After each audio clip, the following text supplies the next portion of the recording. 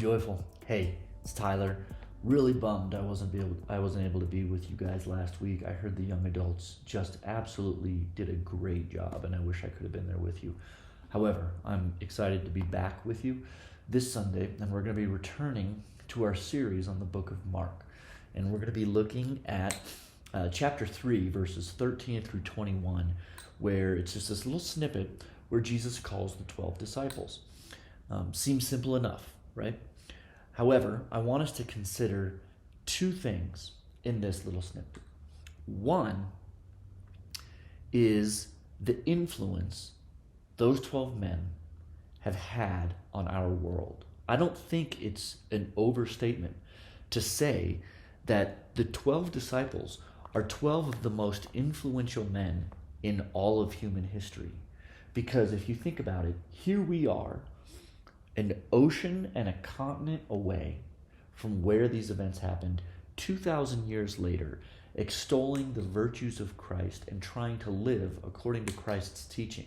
And that has happened in large part because the faithfulness of the work of those 12 men, right?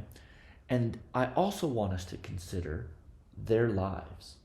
They were called out of obscurity into a life of service to Christ as broken vessels, as broken men, just as you and I are.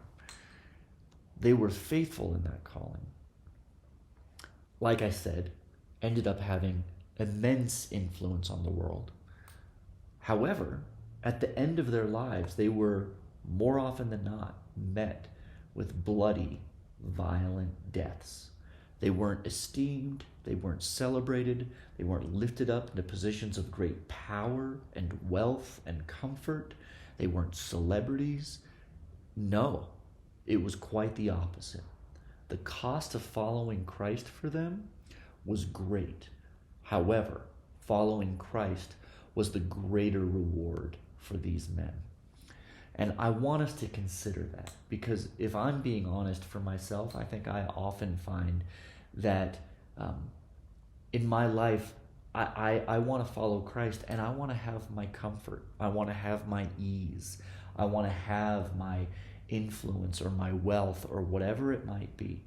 And yet, if we look at these 12 men as an example, that is simply not the biblical case that we have for what following Christ looks like. So I want us to consider that. Please join me this Sunday, 9 a.m., right here at the church. I'll see you there. Bye.